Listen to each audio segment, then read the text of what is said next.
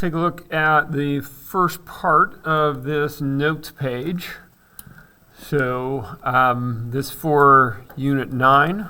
When we graph quadratic functions, our quadratics, you remember that was our name for the polynomials that had degree 2. So it was anything where the degree of any term was 2. It had those variables in there. Just a second here. All right.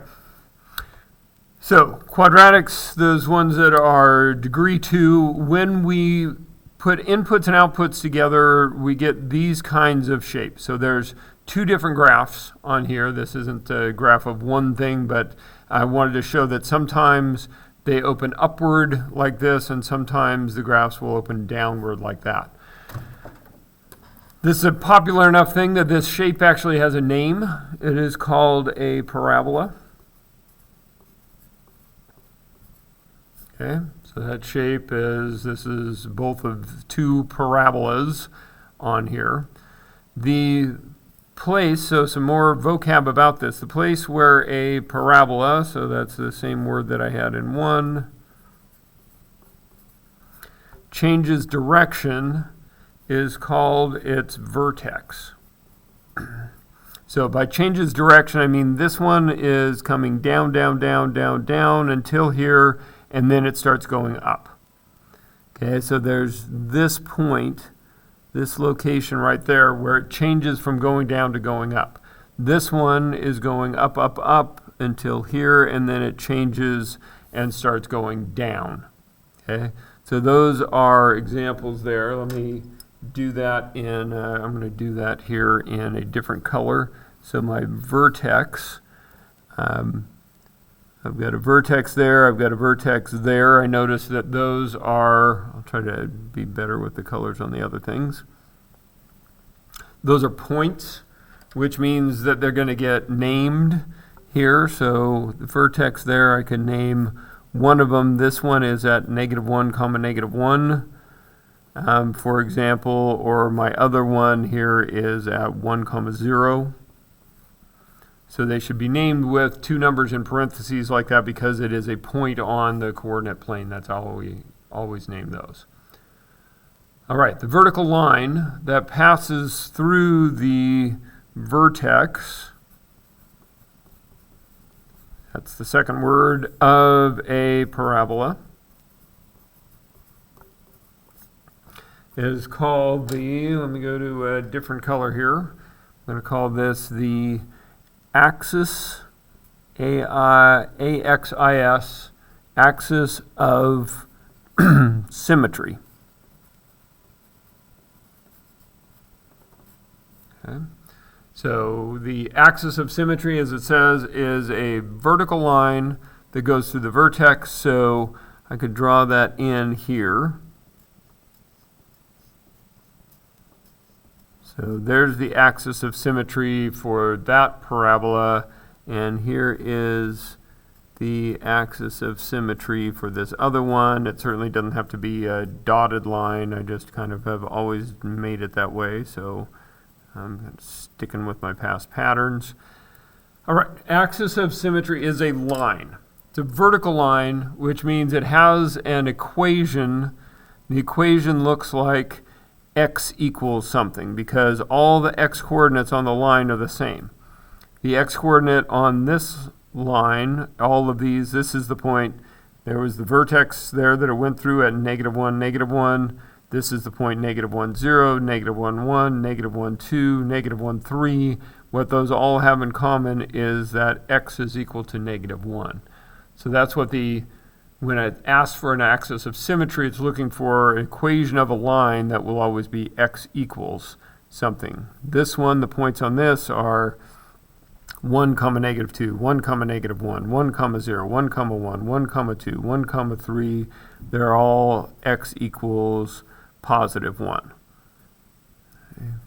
And that axis of symmetry can happen in any location for a parabola. We're kind of talking about the things that make one parabola distinct from other ones. So the place where the word number 1, which was parabola, the place where the parabola crosses the y-axis, that's the vertical one, right? This is my y-axis here, my x-axis there, is called the, let's go with this one, y-intercept. We remember that from doing linear equations. When linear equations also had y-intercepts, a place where the graph crossed the y-axis. This first one crosses the y-axis right here. This one crosses the y-axis right there. And again, that's locating a point. And so because it is a point, we name it with a coordinate pair. This first one had a y-intercept at 0, 0. The second one's y-intercept was at 0, -1. Okay, so kind of put a slash between these to indicate left side parabola, right side parabola in terms of things that we have there. Okay.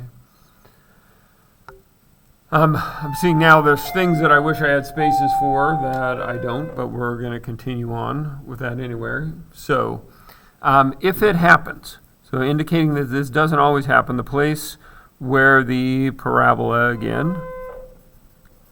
Austin Ross to the office, please. So the place where the parabola crosses the x-axis is or are called the, let's see, I was going to do that. I'll put that y up here. I've got another color here. Which one have I not used yet? Looks like this dark one. The x-intercept. Okay, places where the graph crosses the x-intercept or x-axis are called x-intercepts. They are also called roots. They are called zeros. They are called solutions. Lots of different names for it because those end up being very important things that we look for. So this first one here has two of them. There's one right there, and I'll just kind of circle around this other one right here because that, for this parabola, is an x-intercept and it's a y-intercept. This second one over here, I'm going to put a circle around there because this one happens to have only one x-intercept. It's lots of different possibilities. Where the parabola crosses the x-axis is one of the unique features of a parabola that distinguishes one from another. Okay.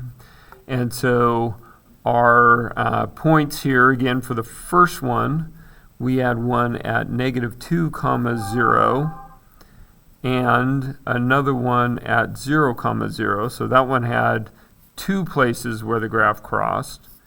The second parabola over here had only one, and it was at 1, 0.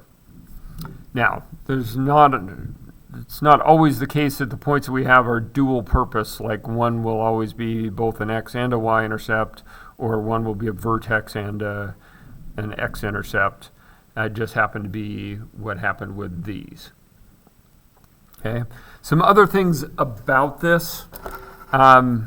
We have this feature of the graph where this we refer to as opens up. So we can talk about that one as opening up. This one opens down. When a parabola opens up, it has like a bottom, a lowest point that it gets to. And so we can talk about in that first one, this one having a minimum value of, the minimum value here is -1. It never has an output smaller than -1. This one has a maximum value because it opens down, and its maximum value is 0 in this case. The outputs never get bigger than 0. Now, where that comes into play is something when we talk about the range of a quadratic function. So this range is asking what are the kinds of y values that we can get out. And we would say in this case, the y values you get out have to be greater than or equal to -1. Okay, that is what we would talk about as being the range of this function, the range of this one, we would say the y values get out are always less than or equal to 0. And that's the range of that quadratic function based on the graph of the parabola that we see. Okay, so that's as far as we're going to go with the notes for right now.